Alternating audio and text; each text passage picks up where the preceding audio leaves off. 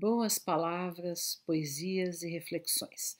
Estamos aqui de volta com o nosso programa de sábado e teve alguns dias, alguns sábados que eu não consegui fazer. Colocamos reprises por conta do finalzinho do tratamento que eu estou fazendo de câncer, mas estamos de volta e eu hoje queria falar sobre um tema muito triste que tem feito chorar as pessoas que têm um mínimo de sensibilidade, de humanismo, de compaixão, de empatia humana, que é esse projeto de extermínio que foi levado a cabo dos Yanomamis, né?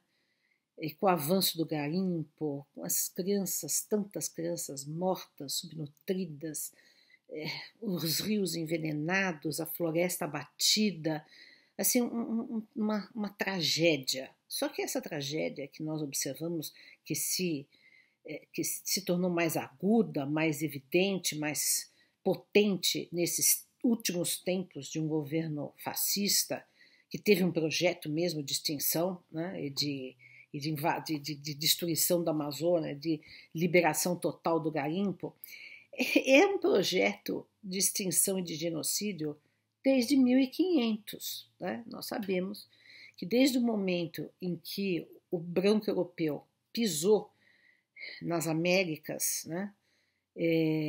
Na América do Norte, na América Central, na América do Sul, sempre houve uma postura de extermínio, de genocídio. Foram milhões de indígenas que foram exterminados, né?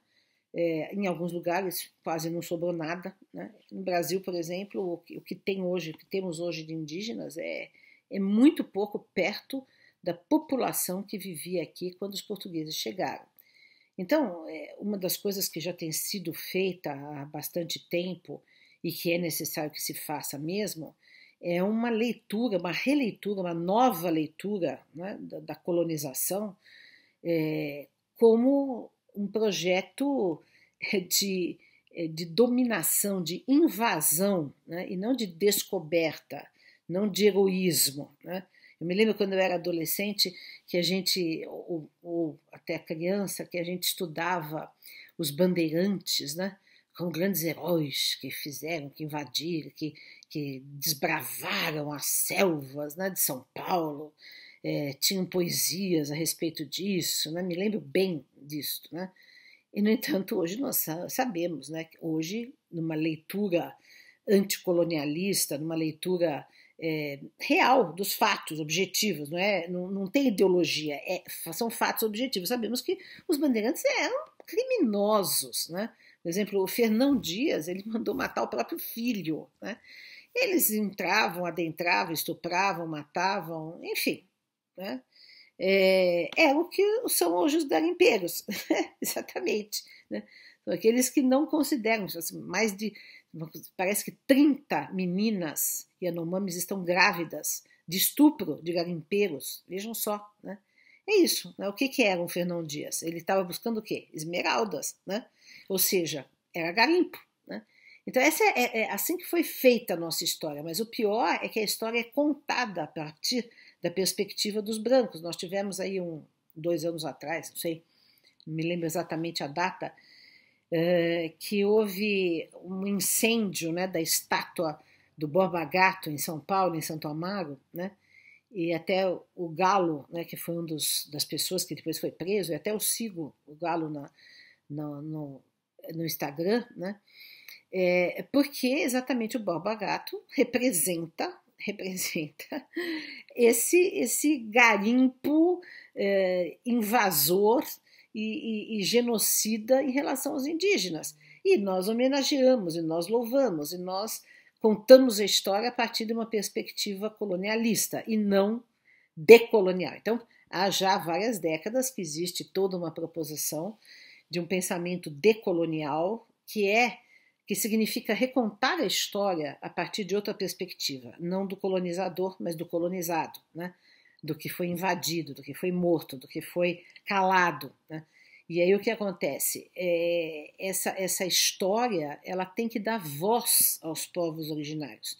Não é o homem branco contando também a história de outra perspectiva. Também pode, também deve, mas o próprio indígena, os próprios povos originários também tem que ser sua voz. E cada vez mais, felizmente, está havendo no Brasil e no mundo também sempre houve, né, essa retomada, né, de uma narrativa e de um discurso, de poesia, de literatura e de, enfim, de presença da narrativa a partir dos próprios povos originários. No Brasil nós temos vários, por exemplo, o Daniel Manduruku, o Ailton Krenak, e hoje eu vou ler aqui duas poesias de uma poeta indígena que eu gosto muito, que até já entrevistei aqui no canal Paz e Bem, no nosso programa Semeando Espiritualidades, Diálogo e Crítica, que está suspenso por enquanto.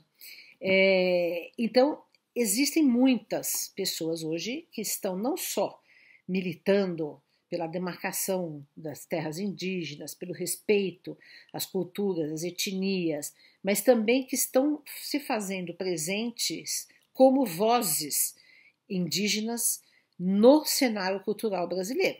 Mas isso tem que ser incorporado na escola, tem que ser incorporado nos livros de história, isso tem que se tornar algo, né, que passe a fazer parte da formação do povo todo, do povo brasileiro, né, nas escolas públicas, etc. Por quê? Para que todo mundo não fique comemorando idiotamente, ridiculamente, o dia do índio, em que os branquelinhos da elite paulista vão lá e se pintam de índio e fazem um desenhinho sobre os índios, né, que nem devemos chamá-los de índios. Né? Eu já vou ler uma poesia sobre isso. Então, quer dizer, isto é ridículo, né? Isso é ridículo. Trata-se, se vamos fazer um dia do indígena, como ter o dia da consciência negra, então trata-se de trazer a narrativa, o estudo próprio das identidades indígenas, da sua participação na história do Brasil e do mundo, e da necessidade de nós devolvermos, não é dar, é devolver as terras que foram tiradas deles, né, e dar a oportunidade para que eles também participem da cultura nacional, né, e agora, felizmente, temos pela primeira vez uma ministra, um ministério indígena, né, com a Sônia Guajajara, enfim, estamos andando, acontece que a gente anda 2 passos, retorna 3 passos, anda 3 passos, retorna 2 passos, assim vai, né, a história do Brasil é sempre assim, sempre que alguém faz algum movimento de progresso, de evolução, de reforma, de revolução, tem aqueles que vêm querendo retroceder. Né?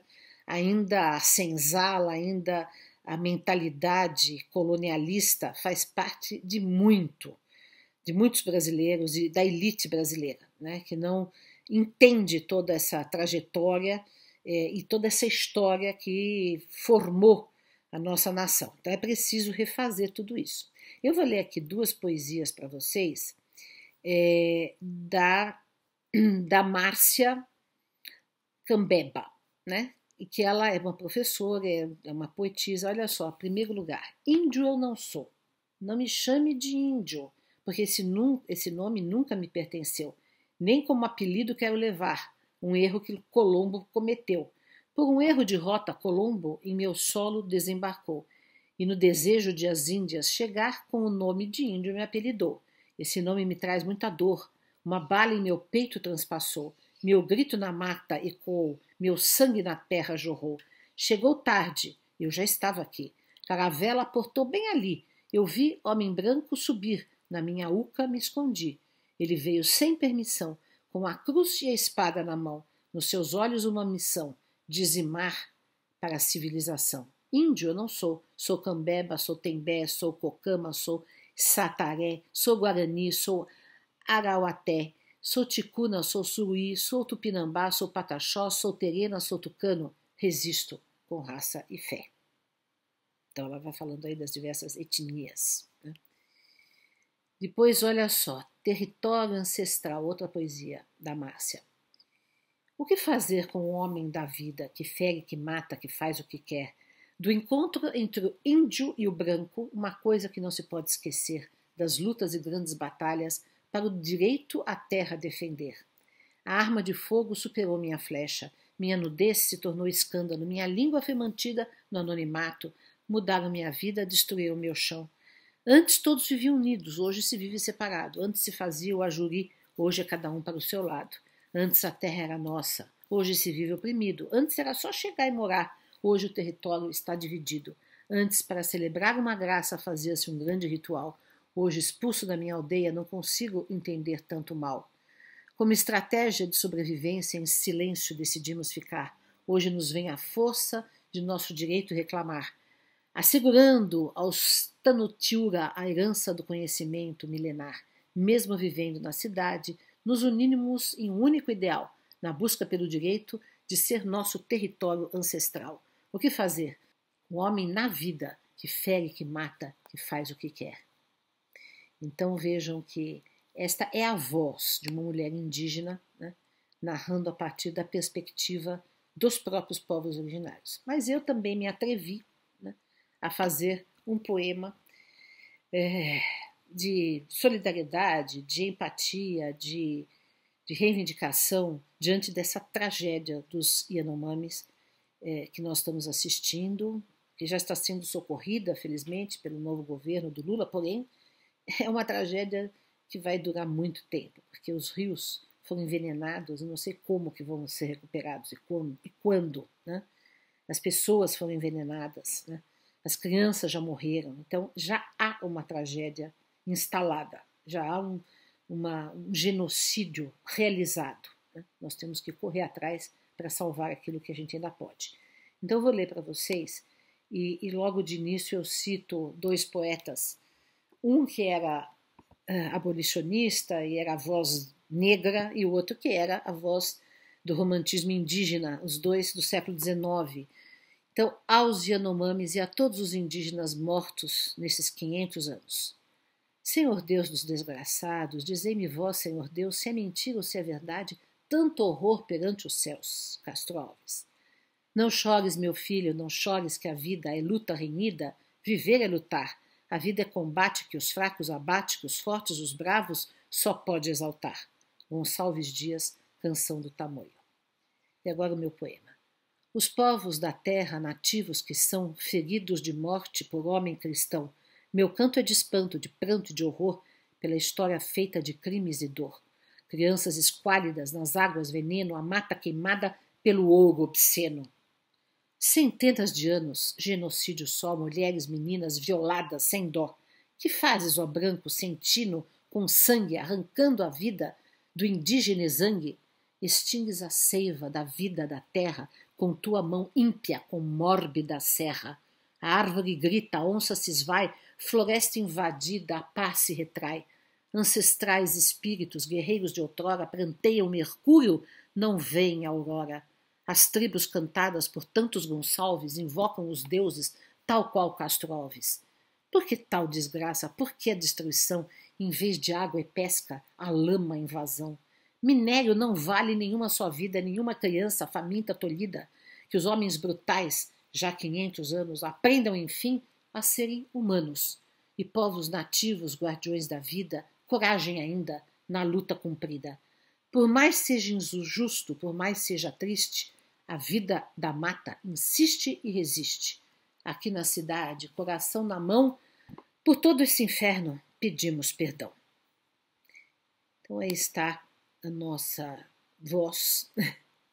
voz aqui, em favor dos povos originários, nos solidarizando. Saudamos então a todos que nos seguem aqui no canal Paz e Bem e no canal da Associação Brasileira de Pedagogia Espírita. Encerramos esse nosso Boas Palavras de hoje. Um abraço.